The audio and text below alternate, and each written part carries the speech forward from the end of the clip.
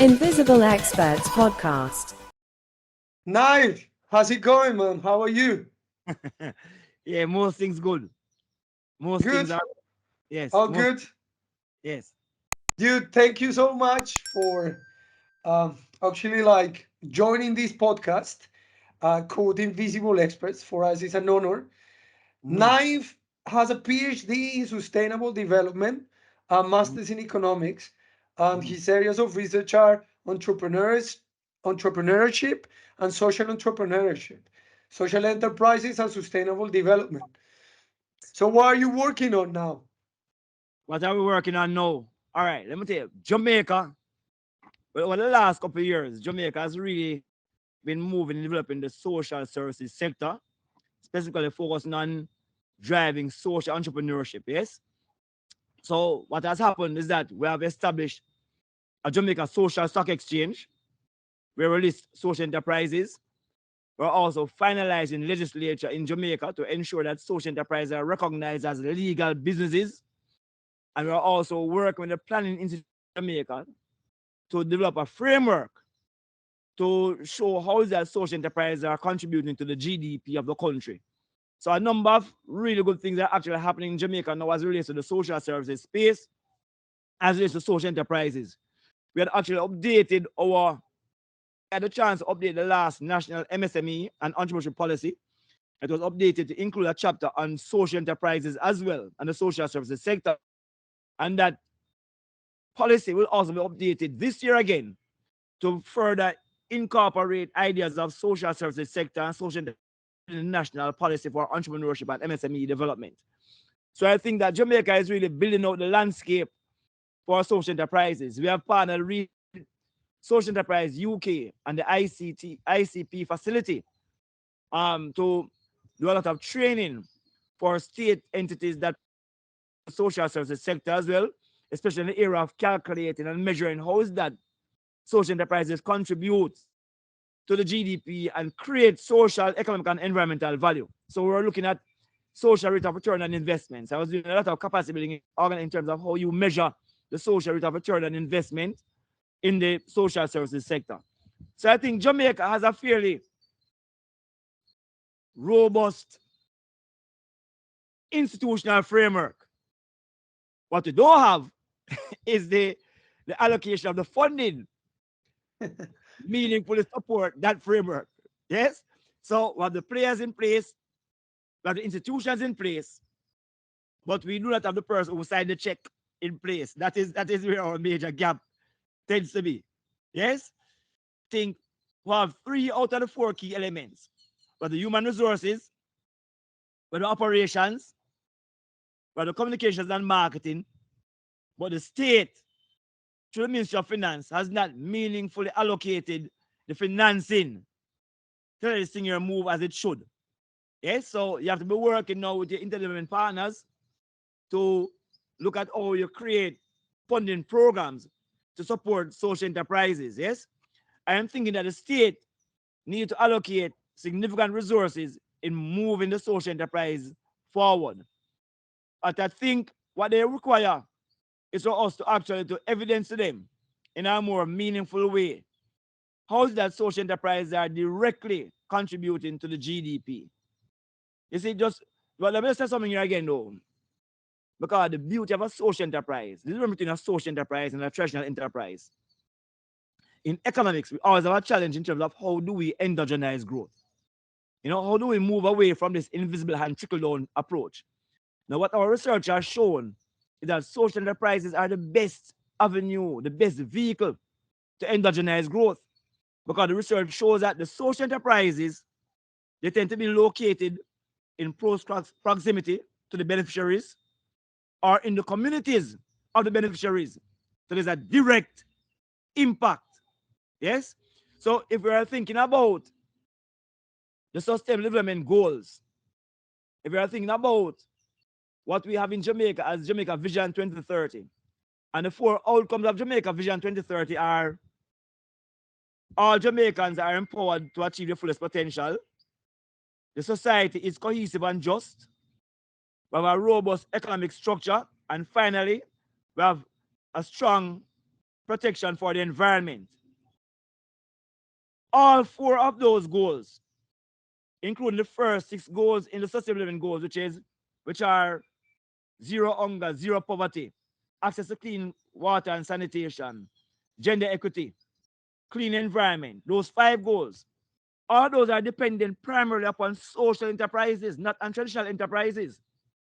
Because the traditional enterprises will generate economic value, but traditional enterprises don't generate social value, environmental value, or cultural value as a core part of your operations. Social enterprise, on the other hand, our research has shown that those are their main functions. Those are their core functions. How do we create economic, social, cultural, and environmental value? So what we argue in Jamaica is that if Jamaica is going to achieve the goals under Vision 2030, if we are going to achieve the SDGs, it will have to be done through social enterprises and the social services sector, because that is what their focus tend to be. However, unfortunately, many developing nations like Jamaica still buy into this kind of neoliberalism paradigm, where they think that it is through big private businesses that these changes will occur. No, they will not occur through those industries. They'll have to occur through people who operate social enterprises or other forms of social services organizations. Hence the importance of building out the sector properly. Sorry, I was wondering, man, from your perspective, what do you think are the most societal challenges in Jamaica? The most urgent? The most urgent challenges. Mindset. Okay. Everything comes from the philosophy that you hold. Yes? So therefore, if you embrace a philosophy where you only see instrumental or user value in the things that are around you, it means that what you'll do is to create programs that is based upon that mindset. However, if you have an ecocentric approach towards development, you recognize how important all the other factors are. You can't use an anthropocentric approach, this human-centered approach, to determine and drive development. Because what it does, it devalues the contribution of other components to the development agenda. So for example, if you think about the Social Progress Index developed by Michael Porter, which look at elements like human imperatives, under the social imperatives as a way of measuring contribution to GDP. That requires a different mindset from the way we tend to look at GDP and GNP currently. Yes? So if you do not recognize the value in things around you, you will not invest in those things. So the first thing you need is a shift in the mindset of decision makers. The second thing that you need now is a reallocation of resources. So truly, you need to reallocate resources to the area that generates the greatest return on that investment. But a return on investment cannot only be seen as in economic returns only. There are social returns, cultural returns, and environmental returns. So therefore, your measurement of value must reflect that triple or quadruple bottom line in value creation. If you still focus only on economic value creation, you're going to miss the boat.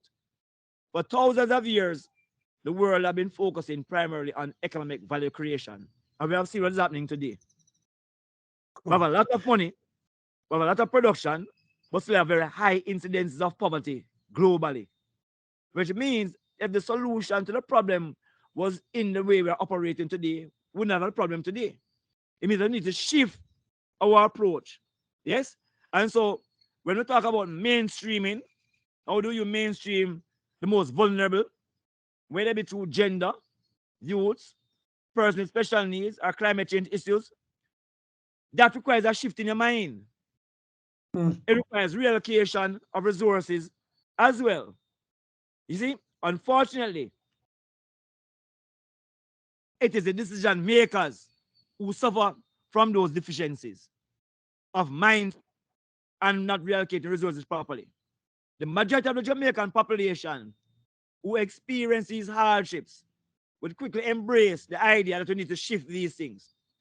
But decision makers are in a kind of paradigm paralysis. They are trapped in a certain kind of neoliberal framework And that's what drives how they create policies, programs, and projects. And that will not work. It has not worked. And I'm not seeing where it is going to work. Okay. So I argue that two key areas are mindset and reallocation of resources. Fantastic. So what do you suggest is kind of rethinking the concept of development, right? You Exactly. know, because obviously previously you were talking about, wait, how do we integrate social enterprises into the GDP? Yes. Things such as, bartering, right? Yes. Yes. Time banks, Exactly. these kind of exchange interrelationships, Exactly. collaborations. Right. How do we measure this up in order to do that, which is very important?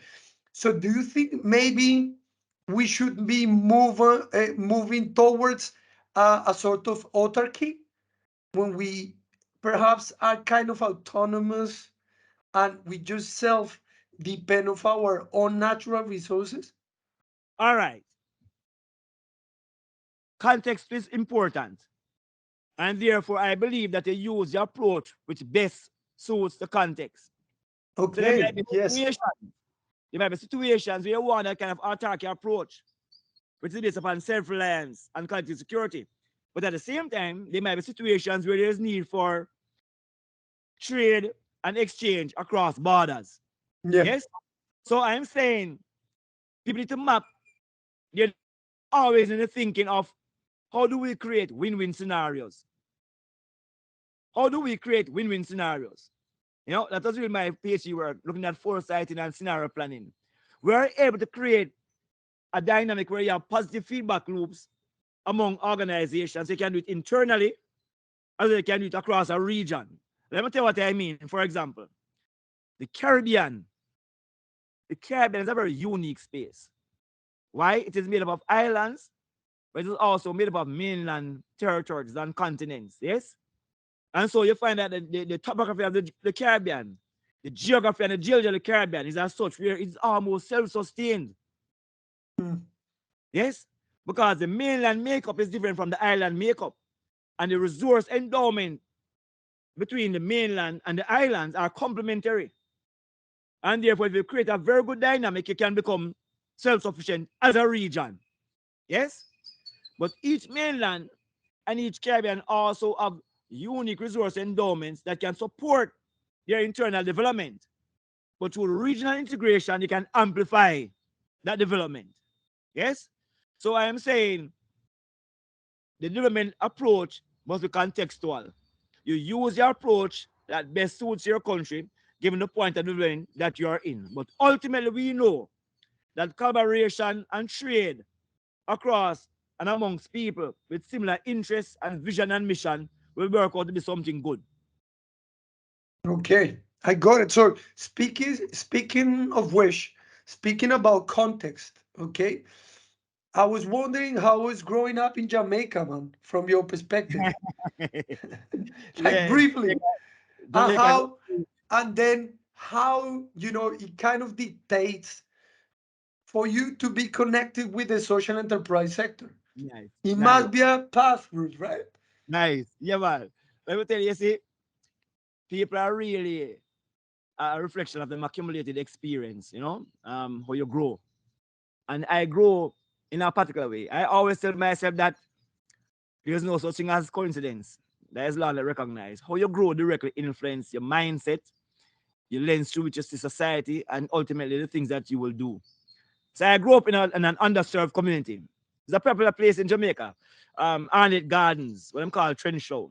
So they've been the same community that them claim that Bob Marley and those persons grew up in. Yes?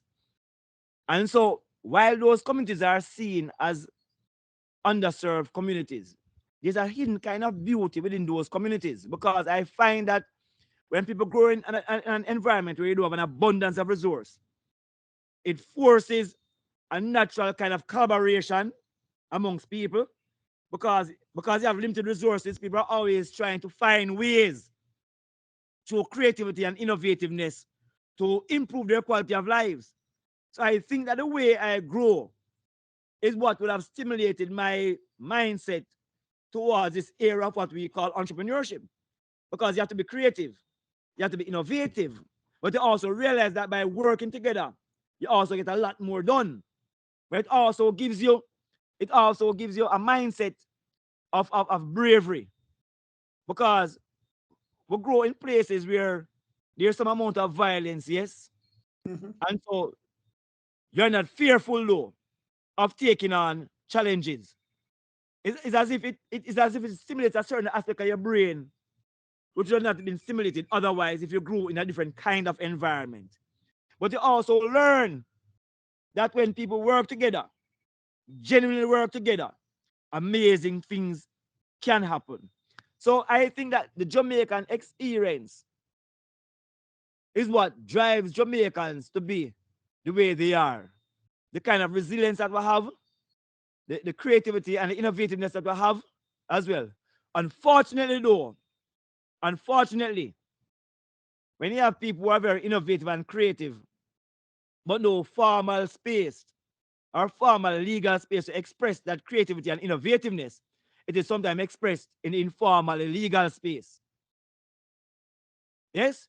So youths who could be potentially very successful business people legally, they have the opportunity.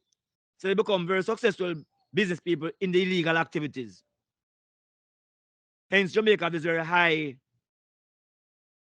criminal enterprise sector, which is very successful. And then you have challenges with people breaking into the formal legal enterprise space because of the absence of social and certain economic capital. And because the ecosystem is not one which is so inviting to people who come from these kind of underserved communities. But without a doubt, it is the places that we grow up that constantly reinforce to us what our responsibilities are.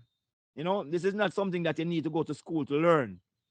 I mean, we as youths know that more than 85% of my school fees were paid by the Jamaican government. And when you say it is paid by the Jamaican government, it means it is paid by the masses and the poor people, because poor people are the ones who pay taxes in these countries that contribute to these things, you know? Everything that we have done, all my life, I've received scholarships going to universities. And those are scholarships, again, that comes from the Jamaican public, which will represent the poor people in the country. So it is not, it is our responsibility, man. What we are doing is not hard work. This is what we were supposed to do. This is what we grow up to do. This is what we are born to do, man. We're born to serve your people. Once you find yourself in a position where you have a certain amount of skill set, the greater your skill set is the greater the expectation of your service to your people. Let me put it like that. Yes? So the more empowered you are, is the more empowered you are to actually serve your people. And there's no better work than that to do. You know what I mean? What else could you really want to do? And for me in particular, this is really good because I find that Jamaican people are the easiest people to serve. That's what I find. You know, they already have a mindset of wanting to get things done, but they just want somebody who will help to encourage them. Because they don't want to do all the work, you know. Once you encourage them, once you guide them, once you show them in the direction in which they can go, they just move. Yes?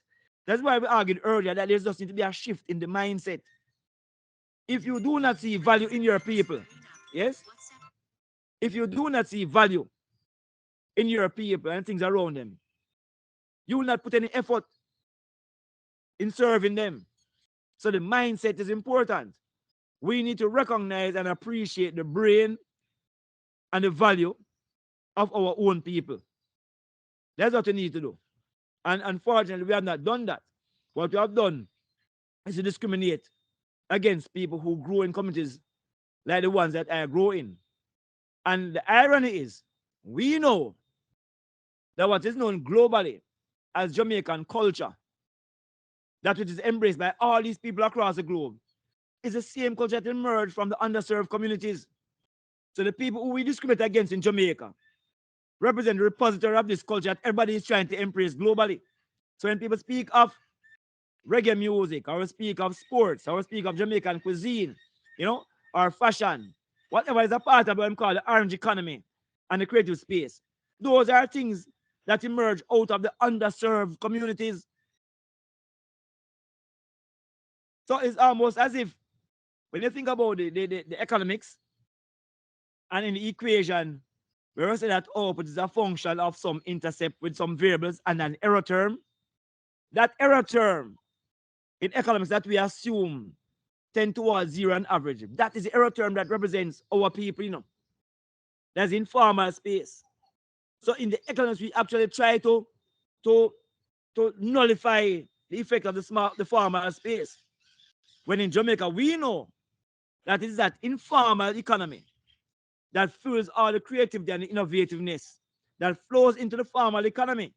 And it's something adopted by big organizations, but we totally neglect it. So in Jamaica, a problem of underdevelopment, In Jamaica, what you have is a problem of undevelopment. Undevelopment means that there's an abundance of resources that are available that can be transformed into meaningful goods and services, but they are just totally ignored. So they remain undeveloped. On the other hand, a lot of the things that the state does, they don't do it properly, and that fuels some form of underdevelopment. But the primary problem in Jamaica is undevelopment. Resources that are untouched, that can be developed to improve people's qualities of life. Thanks, man. So listen, that's very interesting because then, okay, given this context, okay, having this, as you said, mindset that it has been exported to the world, why it has changed? What do you think people, rather than serve communities in the context of Jamaica, they rather to serve themselves? Why do you think is that? All right. Education is part of it. Education, meaning now, the education system, as you move from primary to tertiary, it promotes a kind of selfish self-interest. The education system does that. Yes? So when people leave tertiary institutions, rather than committing themselves to them community development, them commit themselves to self-development, and they will argue that the fees them pay tend to be expensive. They have all kind of reasons to try to justify it. But there's a certain kind of culture that is fueled through education that flows into the working world. That is an exclusive mindset. That's inclusive. It doesn't embrace. So I call those persons both slave, meaning that they think that they have arrived, and in arriving, they turn them back and where they're coming from. Yes? They start to form different social groups, not recognizing the root of their own development. And so, until we shift the philosophy, that is a cross-cutting theme in our educational system, where people recognize that the function of being educated is to serve your people, then you'll continue to have the kind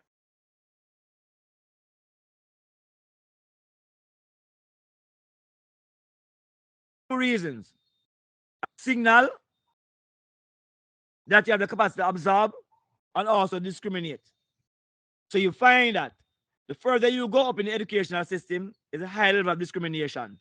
So each person who's achieved a higher degree now feels that they are better than the person who have a lower degree. And that is something that is fueled not just in Jamaica. I am seeing that in many Caribbean and other developed nations as well. So somebody with a PhD think that they're this superhuman being and that nobody else's ideas have any value except their colleagues who are PhDs, which is a lie. Because in reality, as a person with PhD, what we learn to do is to observe. We go out in the street, we observe and learn, then we write. We're not learning from other PhDs in the way that we will learn when we're in the street amongst the masses of the people. So there's a kind of intellectual dishonesty that we suffer from as persons who are engaged in research and scholarship. And so it is our responsibility as persons in university to shift that kind of culture, help to fuel a shift in the mindset of our students, by letting them recognize that, yes, we want you to be the best in what you do. Why? Because the better you are at what you do, is the better you can serve your people. Yeah. Yes.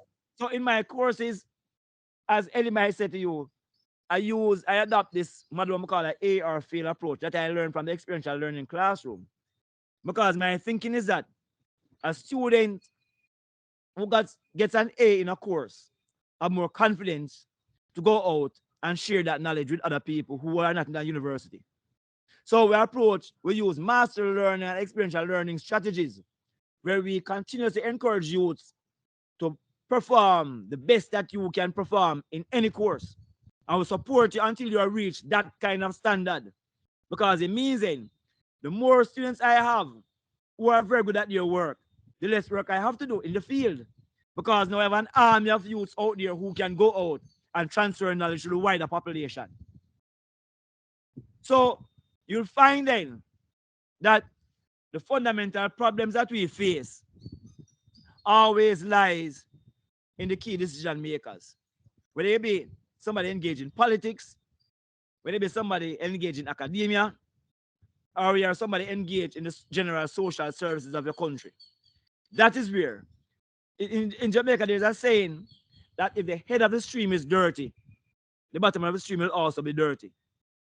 So if there are problems in the head of the country, you'll find those problems being manifested in other places in the country as well. So we really have to start with ourselves. Again, as some of the children learn in a cartoon, with great power comes great responsibility. The more power you have is the more responsibility you have to serve the people. And we as decision makers have not practiced that. We have not imparted that kind of mindset to students who we engage in university. And so we continue to have this kind of behavior whereby people, as they become more educated, they tend to serve themselves more and serve their people less, which is really amazing. So, of course, you were suggesting that perhaps, social enterprises or sustainable enterprises are sort of a vehicle, right, yes, to go towards it. So I was wondering, because conceptually, the concept of social enterprises or sustainable enterprises has recently emerged. When I said recently, 20 years ago. But it doesn't mean that this type of organizations and entity has been working for centuries, man. Right? This is not new, right? The practice isn't new, isn't it? So exactly. I was wondering when do you come across with this social Enterprise. enterprise or sustainable enterprise concept? All right. You see, let me give you some insight. I am primarily a history student. I came to university to do history because I love history. And again, it's in the history of the Jamaica that I actually recognize this idea. And I argue that social enterprise are not new concepts, these are new words.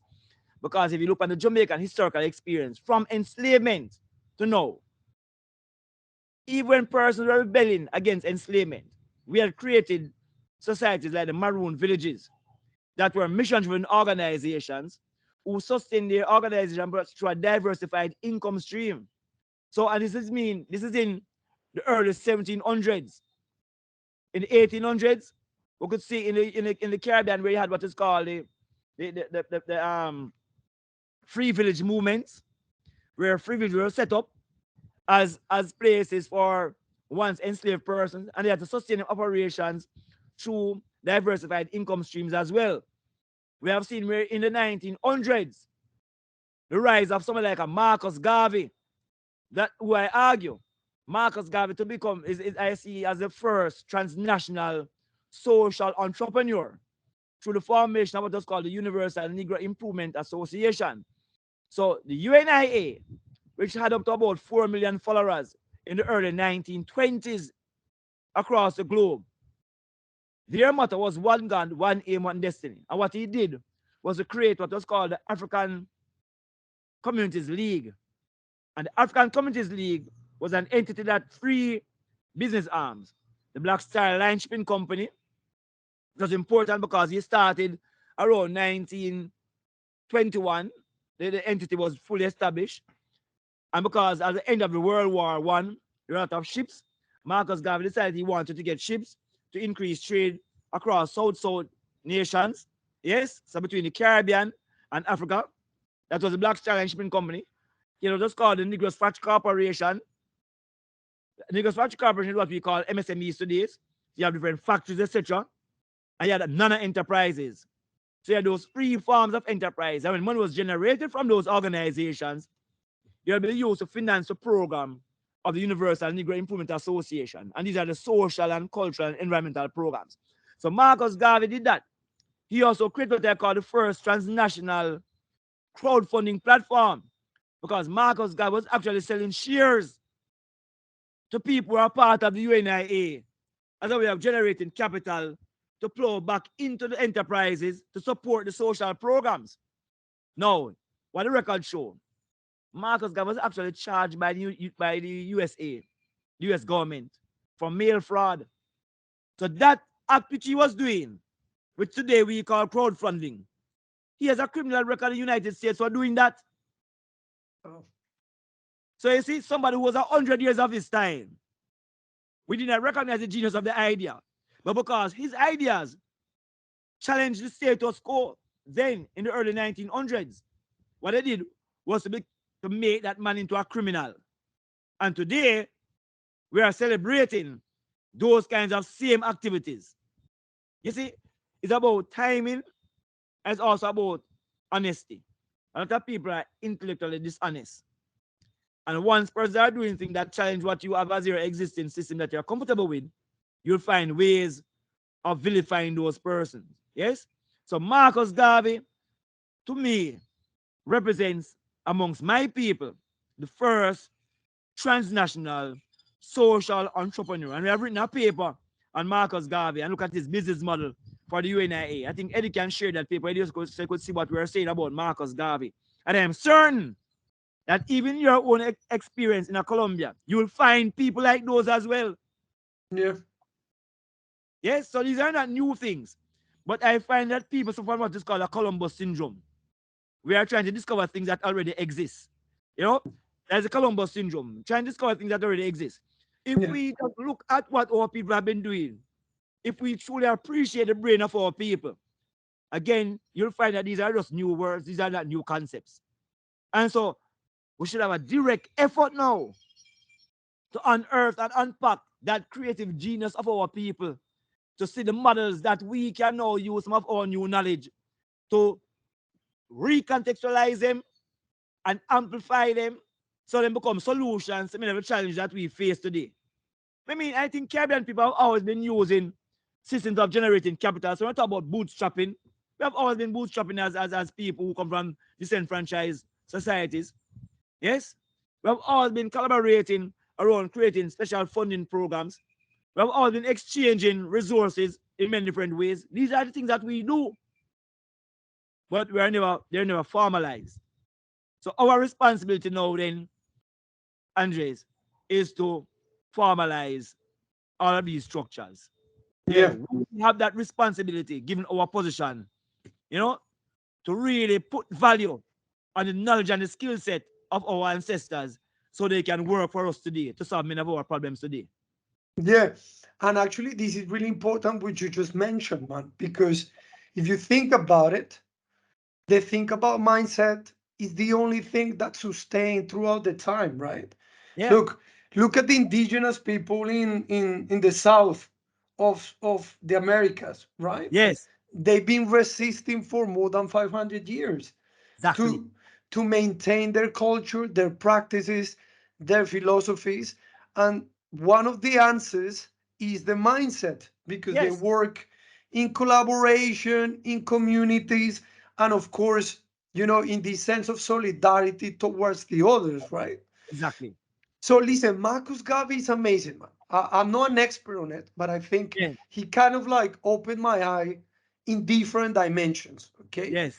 And one of his biggest contributions is this kind of theorized or conceptualized the world of the Rastafarians, right? Yes. Yes. He did it successfully, but the thing is, you kind of have to build it up and understand what he means by looking at his experience, Yes. and the experience of the people who just keep going and keep living you know, this lifestyle. So Mhm. for people who have no idea what is the Rastafarian lifestyle, Yeah. what do the Rastafarians believe in, and what's the meaning of being a Rastafari, and what does entail?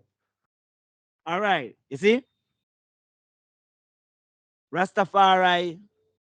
First, I was using that Rastafari is not religious. In way of Rastafari, it's not a religion. In way of people who are religious. Rastafari is fundamentally a liberty. As a liberty, which brings you on a path towards self-actualization, recognizing what self can do. You know, and when people recognize what self as individual can do.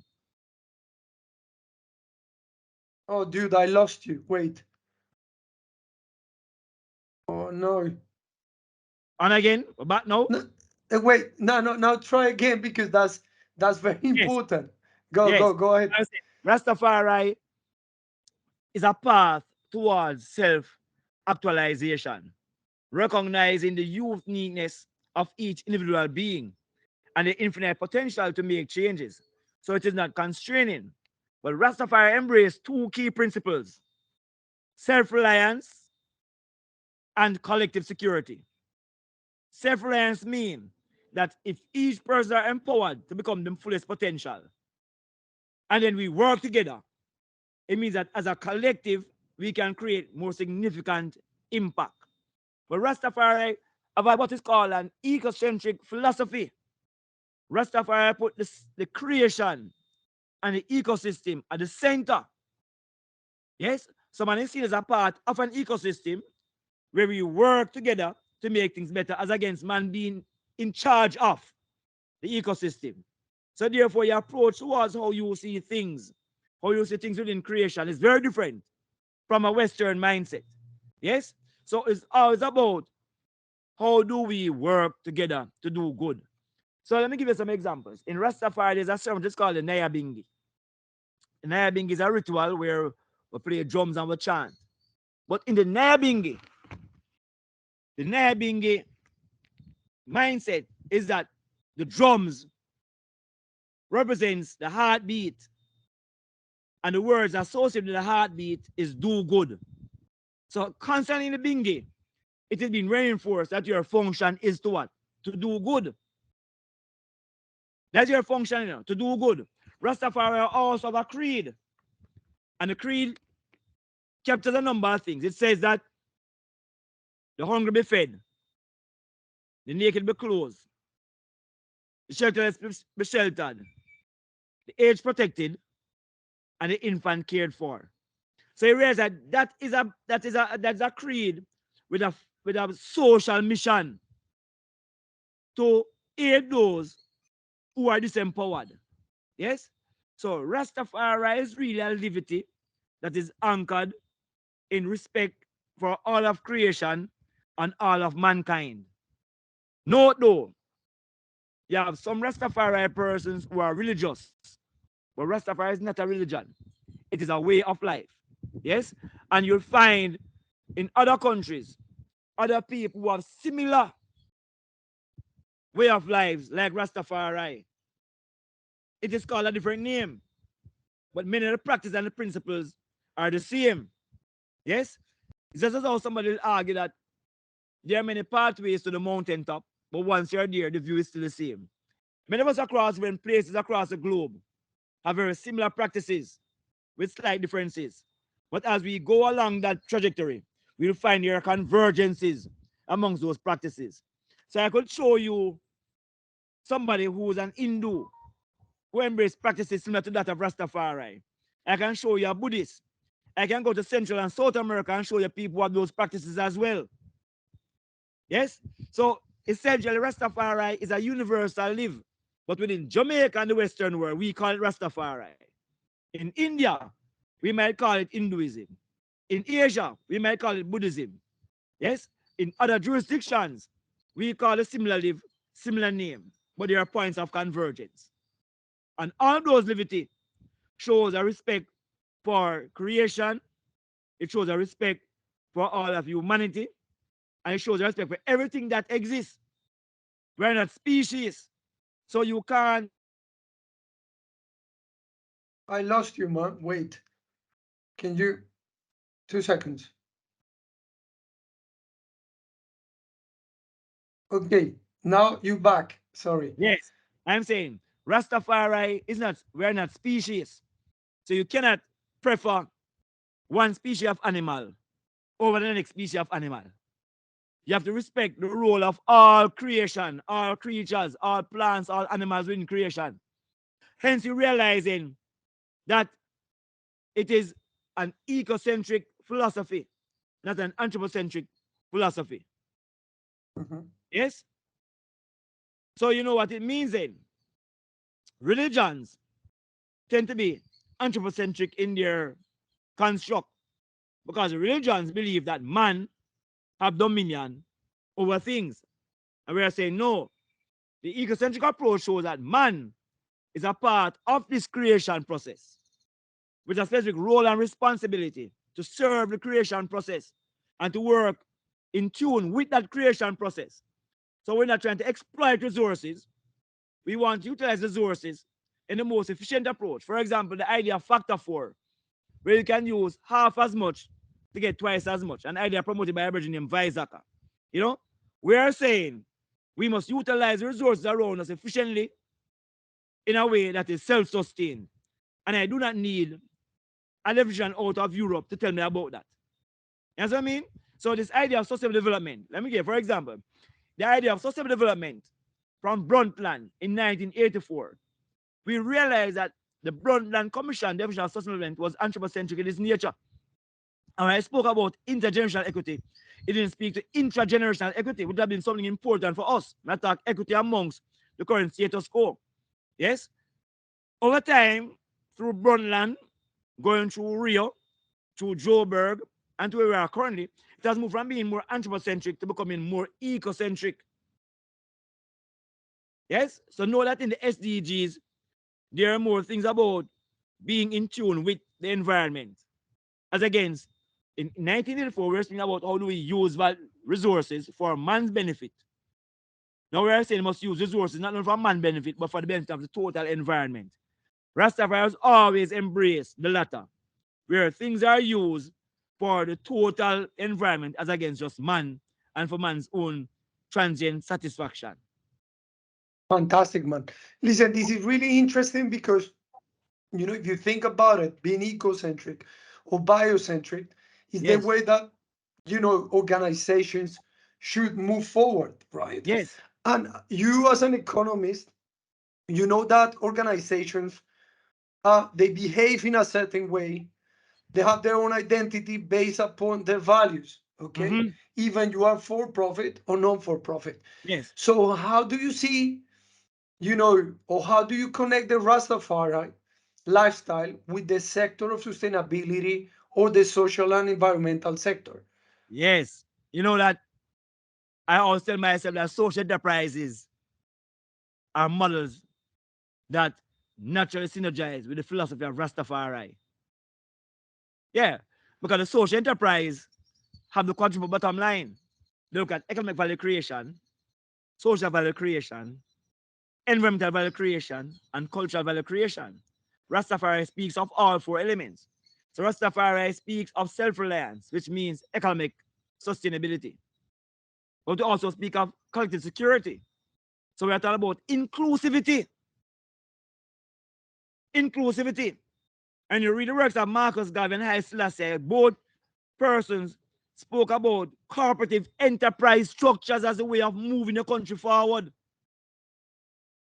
Not self-interest systems, but collective structures. Yes? And so the Rastafari movement, the Rastafarian mindset is more aligned to a social enterprise business model than a traditional Hmm. Western business model, which is profit for self as against profit for people and planet. Yes? So that is it. So it's a mindset now. Because remember, the difference between a social enterprise and a regular enterprise is what is it that the profits are used for? There's nothing bad with profit. There might be something bad in how you generate the profit and how you utilize the profit. We're saying generating profits do have to be exploitive. and the use of profits don't have to be selfish. We can generate profits for the good of our people and the good of our nation. Yes? And in doing that, you're also benefiting directly from that generation of profits. So it's more of a kind of enlightened self-interest as against a selfish self-interest. Listen, of course, part of our work is being critical, right? Yes. And also, look, what I found out, this is my opinion, the social enterprise sector and literature tend to be over positive, okay? Yeah. This is the solution of society, this is the way to move towards. But in practice, what I have identified is that sometimes social enterprises, in order to survive, they have to behave and act as a for-profit businesses, okay? They All get right. into competition, they have, in order to scale up and to enhance even social and environmental impact, they Yes. have to over exceed other companies, even for Yes. instance in Spain, one of the biggest cooperative, which is Mondragon, it has about 5,000 people like attached to this cooperative, but then it's a multinational or transnational company. So Yes. along the way, they were also, maybe encouraging other small businesses to close down and so on. So I want to ask you, man, like, do you think, because of course I'm fascinated by, philosophies such as Buen Vivir in Latin America, Yes. Ubuntu in South Yes. Africa. And Yes. in fact, I was recommended a few books about the Rastafari Yes. lifestyle, like African, the genesis of Rastafari, also, which is one of my list, The Roots of Ideology, written by Barry Shabbat. Chevan. So, Yeah. do you think the Rastafari lifestyle can guide or dictate organizations to work sustainably? Because the thing is, Rastafari, as other lifestyles, they kind of champion Yeah. equity, Yes. you know, uh, maybe no competition but solidarity. Yeah. Yeah. So, do you think they can No, dictate but, how that, organizations? but that is it. That is one of the key functions of Rastafari, is to change the mindset in terms of how we approach business and business development. Very important. So note, I can scale up an organization, but my practice does have to be unethical. I can scale up an organization and the approach does have to be exploitive. Yes? I can operate using best business practices, but not exploiting the human resource. So again, it's about the mindset and what are you motivated to do. Now, okay, so you're saying that Yeah, if it's a about business the model, mindset. Yeah. yeah, it's a mindset. So if your business model is motivated by greed, then you seek to exploit others. But if your business model is motivated by empowerment, then the approach is different. Now, I always say to my students, when you're going to write a business model for a social enterprise, it must be a high growth business model. Why is that so? Because in order to truly empower people, you need a lot of resources to do so. You can't do that using a subsistence model. So you want a high growth model, but you have to keep the focus on the mission. Do not engage in mission drift. You need to focus on the mission. And the more you're generating money, is the more you need to focus on the mission. Sometimes as we start to generate the revenue, we start to focus on the revenue and not on the mission, and then you lose what your functions are. So once you keep your mission at the center of your organizational activities, it doesn't matter how big you be, or no matter how big you become, you'll have that mission that guides you into what you're doing. So it's a steady focus. So even those big companies that you're speaking about in Spain, if they go back to their core values and their core mission, they'll ensure that even as a multinational organization, we're going to use the cleanest form of technology. We're going to abide by the highest ethical standards. We're going to do all those things because that is what our mission is about. If you see them not doing those things, it means that they're suffering from mission drift. So it's always about, because the mission is a reflection of the mindset of the organization, you know. Mm. So if I realize that your activities done and synchronized with your mission and your core values, then you're no longer a social enterprise. You might have the registration of a social enterprise. Yeah, I see. Of So it is course. a practice that tells you who you are now. It's not the title, it is a practice.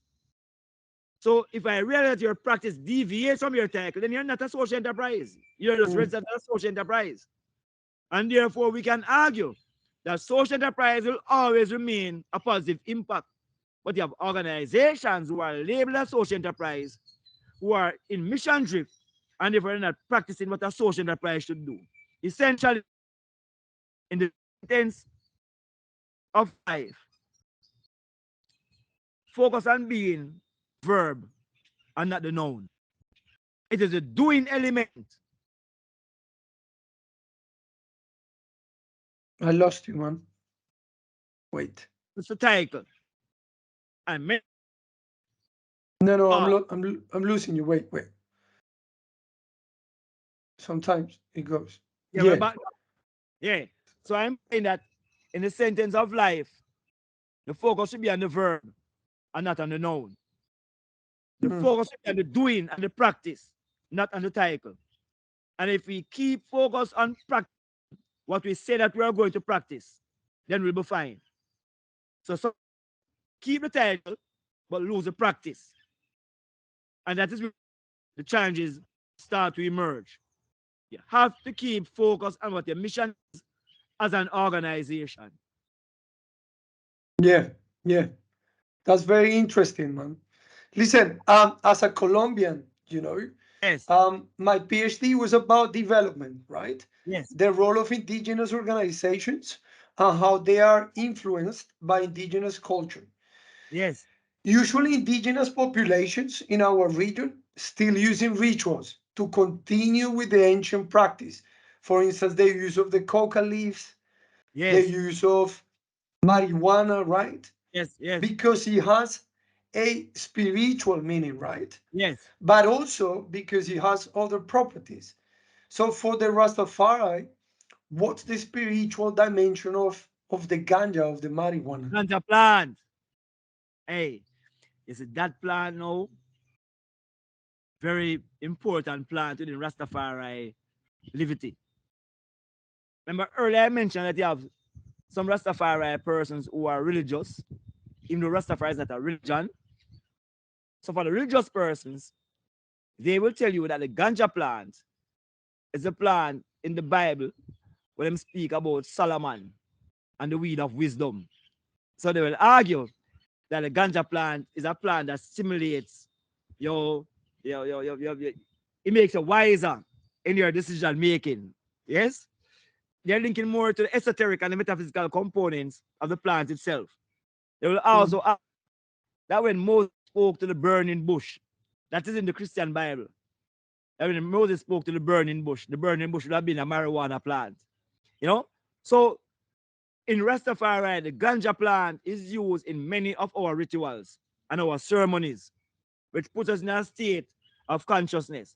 I could see it's similar to link back into India because it is called ganja in Jamaica, which comes from the word Ganges in India. Yes? And it is also linked back to the deity of Shiva, who them say uses the ganja plant. Yes? So you have that kind of connection. No. To Rastafari ones who are non-religious, the ganja plant is even more important because we know. I lost you, man. The human structure is designed. Wait. You're gonna say that we know. Okay, That the again. human structure is designed. We cannibalize receptors from the brain straight to your toe for the ganja plant. The highest concentration tends to be in your brain and your liver.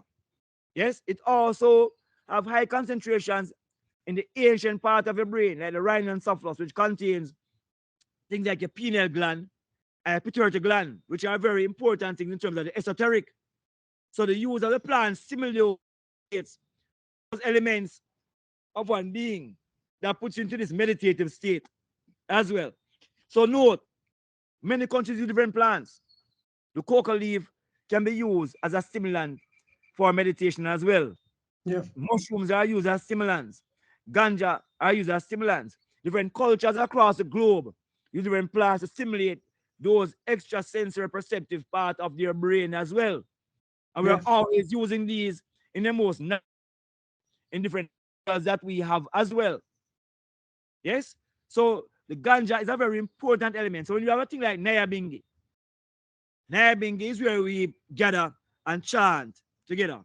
Ganja is used a lot in those ceremonies because it helps you along a spiritual trajectory, you know. But at the same time, we also use the breathing techniques. So if we're talking about yoga, people use Kriya Yoga as a way to breathe in to stimulate those senses as well. And the use of the ganja is similar to the use of a Kriya Yoga. You know, you probably can use the asanas as well in things like Hatha Yoga. You know, if you read about Raja Yoga as well, you'll see where those things comes in. So the ganja plants serve those similar functions that other persons use other plants as well as other techniques in their spiritual practice as well. Extremely important plant. And remember, ganja is not only consumed through smoking, you know. You can eat plant as well. You can use it in teas as well. So there are many ways in which people utilizes the plant to have the similar impact. Yeah. Yeah. Of course. Yeah, and it kind of be like, jeopardize the use of it, right? Yeah. Because So you don't abuse the plant either. Remember, you have to have respect for plants. So you don't abuse, you don't overconsume. yeah, of Yes? course. That's why we all emphasize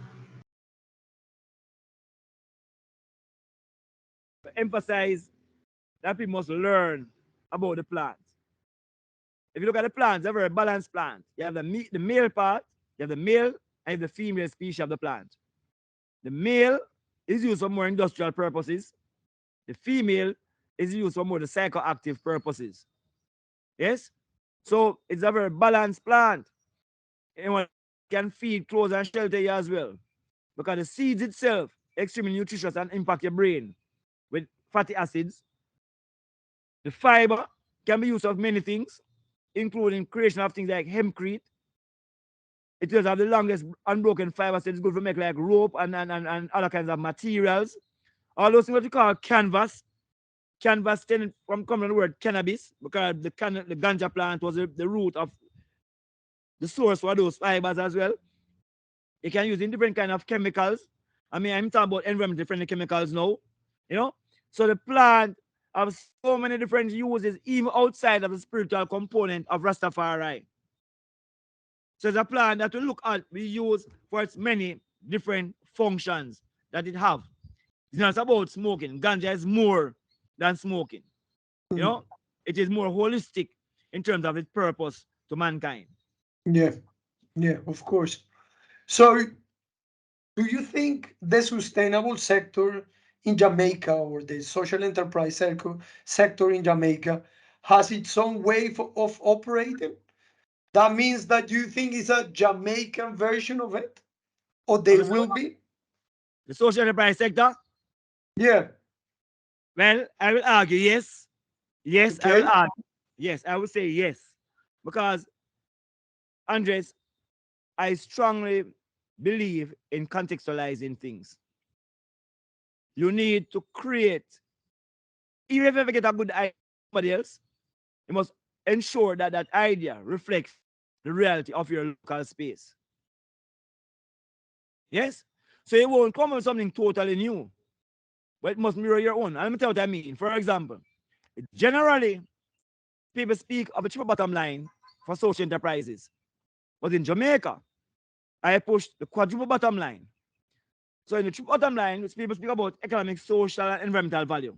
In Jamaica, we speak of economic, social, environmental, and cultural value creation. Yeah. So that in itself makes a difference.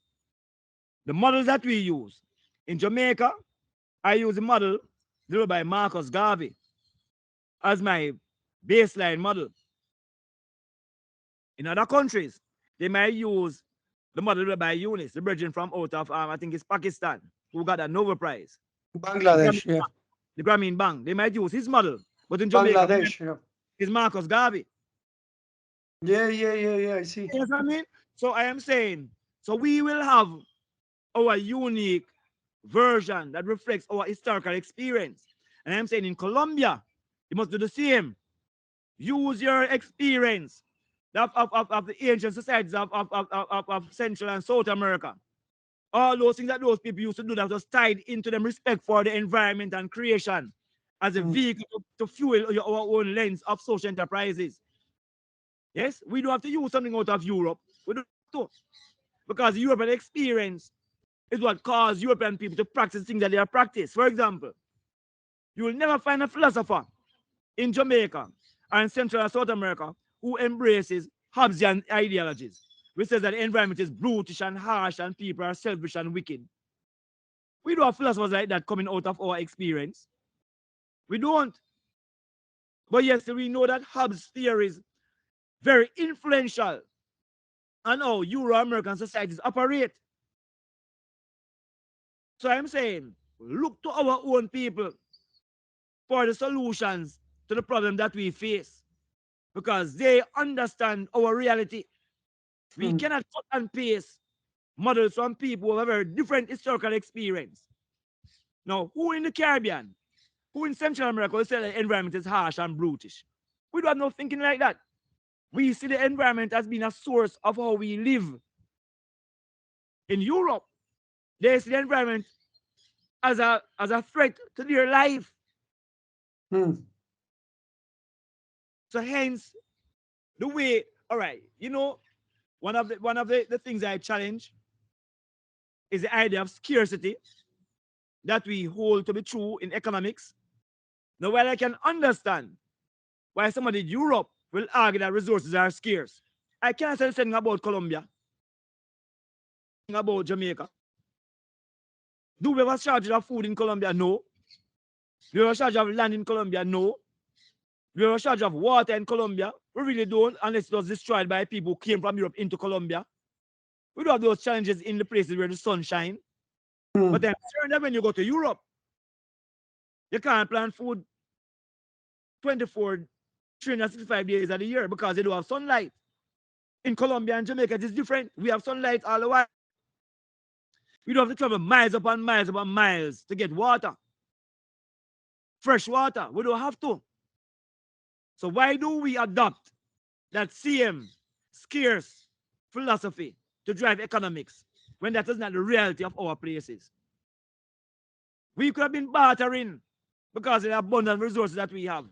Europe would not have been the same. The idea of trust and mindset is different as well. We have systems that are anchored. No, they don't have those systems in Europe because of the history of war that they have. So they have to use treaties and contracts to make agreements, while we use trust to build agreements. But what has happened though is that many of our decision makers have adopted that Euro-American philosophy and mindset. What is that mindset in terms of how we treat development in our region? And because that mindset doesn't synchronize with our own intrinsic values, it creates a conflict. Hence, you see, our work and responsibility is more than we can eat. You know. Sure. Listen, for instance, look, I believe when I reflect in the social enterprise ecosystem or sustainable enterprise ecosystem, I always think about our drivers. Why do we keep doing this? Why do I start with this, whether or not it's worthy? So why do you like so much, and why do you believe so much in this model? I was saying that it would be interesting to review the work of the plantation economy, like George Lloyd Bess, Norman Gervan, because he in Jamaica today, is still a reflection of the plantation system that existed under enslavement. The same exact structures.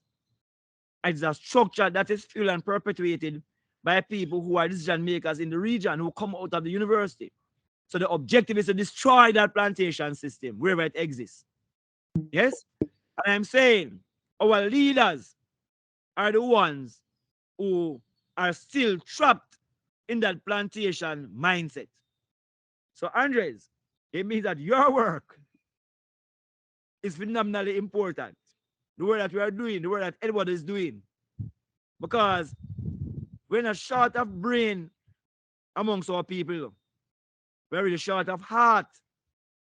So brain without heart can lead to growth, but can lead to sustainable development. So you need to think with your brain, but you need to make decisions with your heart. Because when you make decisions with your heart, the heart will think about the masses. The brain think about the self. Yes? So it's a heart, but the heart is influenced by what? The heart is influenced by the philosophy that you hold to be true. You see? So I'm saying, let us be educated. Let us have the skill set when we're going to make decisions about our people. Get your heart involved in the decision-making process, not just your brain. Because your brain will be deceived. We will think that, okay, an increase in GNP means that the country is better off. Well, that is not necessarily so. An increase in GNP that is distributed properly will make the country better off. But an increase in GNP that goes into the pocket of a few will make the country worse off. So therefore, if your heart, it is your heart that will determine the distribution model that you use. So your brain will generate the money, but who is the distribution? If your heart is not to the mass of the people, you'll not distribute to the mass of the people. So it's very important. So you see then, the difference between a traditional businessman and a social entrepreneur is not the brain, it is the heart. The difference between the regular businessman, the regular entrepreneur, and the social entrepreneur is not your brain, it is your heart. What do we use the profits generated from the enterprise to do?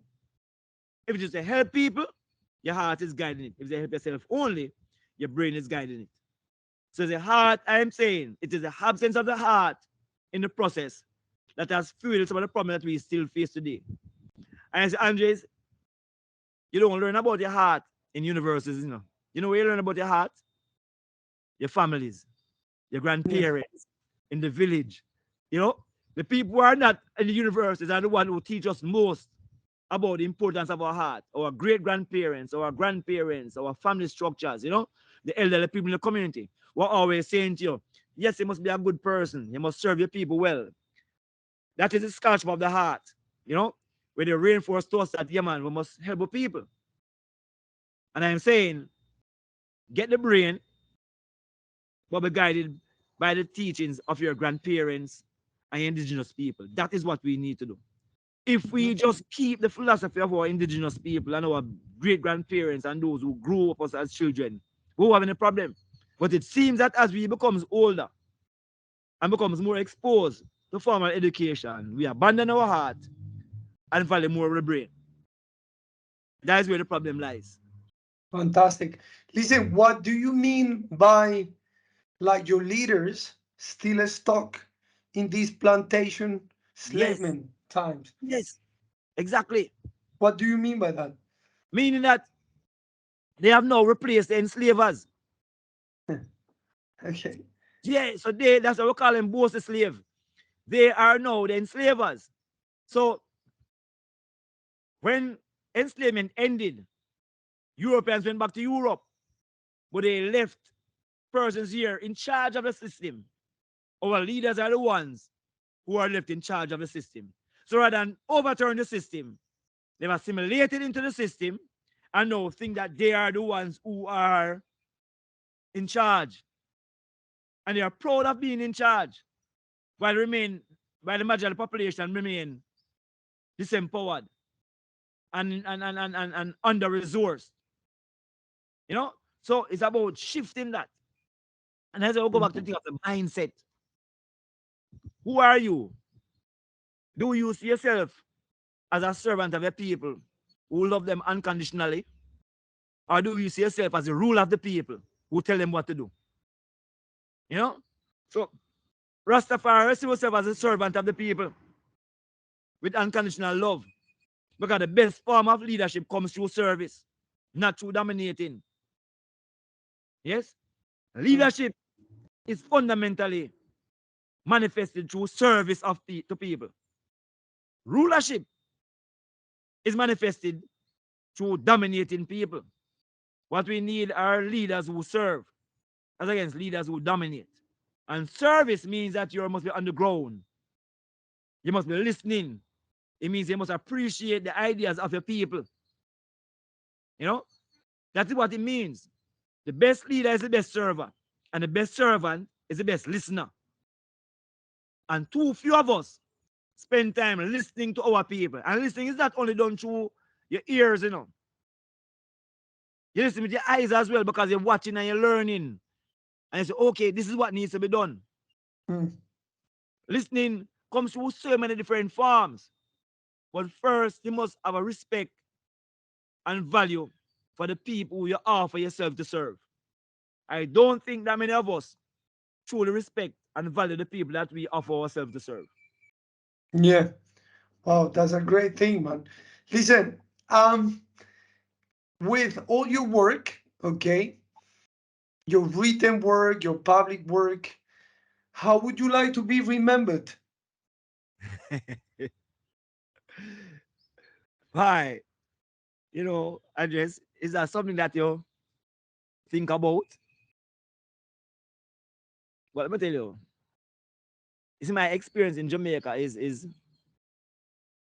I think very different from any other person's experience. I would say to my colleague that I've never had a bad day. I can't remember having a bad day in my life as an adult person. I might have incidents of bad incidents on a day, you know, but my day is never a bad day. Why? Because even if I have a negative engagement at this point in time with one person, by the time I move on, you have so many positive experiences with people that one experience coming like nothing at all. Yes? So to answer the question about how would I like to be remembered, I think right now I've been remembered as I like to be. I mean, people see you as somebody who wants to serve, somebody who's willing to learn, you know, somebody who's willing to share. I mean, I'm what you call a perpetual student. So I'm always in the stage of learning from everything that around me, everybody around me. I must be seen as someone who have time for listen to people. You must never be too busy to stop and listen to what your people have to say to you. You know, if life is for yourself only, it makes no sense. You can't live a life for yourself alone. Your life must be to serve the people. And it is easy. I am saying to Andres, it is so easy to serve Jamaican people. You'll be amazed. Because all they need most of the time is somebody who's going to listen and share an opinion, and they'll go and do what they want to do. You know? So if there's one word that people should use, would be a listener. Let me put it like that. Cool. Yeah. I That's want to be cool, somebody man. who listen to people. Yeah. Fantastic, man. Yeah. Listen, what tips or what you know, what tips would you give to someone who is gonna start to have his or her own social enterprise? Tips. All right. There are a couple of things that I argue. There are three fundamental pillars within the social enterprise. One, governance. Must have a very solid governance platform. Because with governance, it reflects the ability to absorb and utilize resources properly. Two, strategic framework. The strategic framework helps you to detail what your vision is for your organization, the vision and mission and your objectives, and how that manifests itself through a theory of change from the inputs to your activities, your outputs, your outcomes, and the impact. So you want a strategic framework. And finally, your sustainability model must have a very robust business model, which have a diversified and independent income stream. using a high growth business model. Why? Because you want to ensure that your impact is self-sustained and want to ensure that you're able to scale up. So it links back to Rastafari right now. It's the principle of the Trinity. 3 key elements: governance, strategy, sustainability. Have those 3 elements. But all of those, the precondition for all of those is what? Your heart. Be true to your heart, man. Be true to yourself. Be true to how you grow as a child. Remember the teachings of your parents and your grandparents in terms of why we are here, why we do the things that we do to serve the people. Once you have the heart in place, then we put those 3 pillars in place, we should be good. But don't forget the heart. The heart is still the most important element. How do you truly feel about your people? Do you really love? Do you want to serve unconditionally? And I know that is how we are intrinsically. Intrinsically, as a people, we know that working together and serving people is what sustains societies.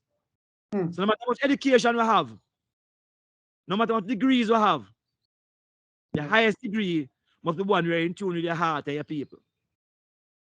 Fantastic, man. And the last question is, what book or perhaps a movie that inspired you that you'd like to share with our audience?